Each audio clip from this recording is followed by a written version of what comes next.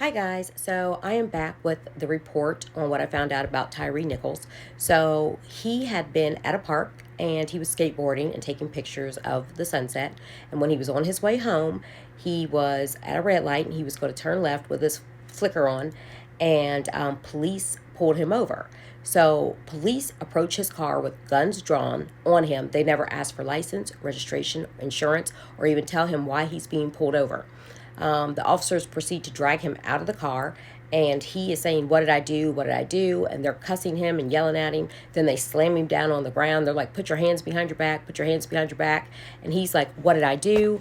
And they're like, "Shut up, you're not cooperating." They're just being savages with him.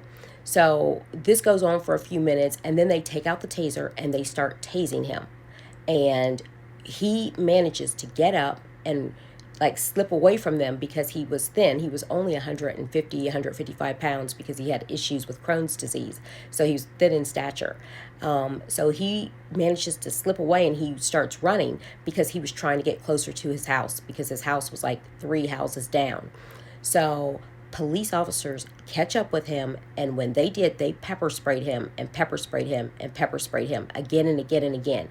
Well, then they sprayed him so much that it got in their faces, and then they really get pissed off and they just unleash the fury on this poor guy. And they start punching him, kicking him in the head, sucker punching him in the face, picking him up, then doing it again. It was like wild animals, 5 of them.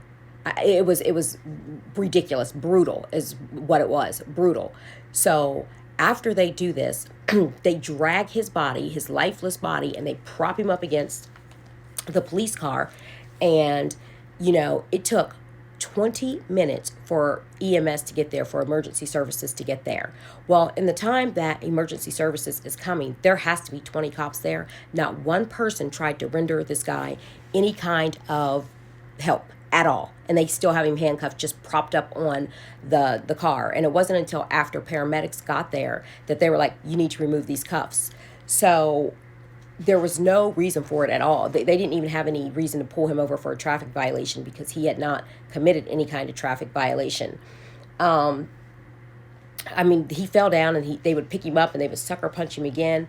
It was ridiculous. So the cops have hold on. So the cops have been fired, and they're being tried for second-degree murder, as they should be. But the question is, all these people were there and they did nothing, like nothing.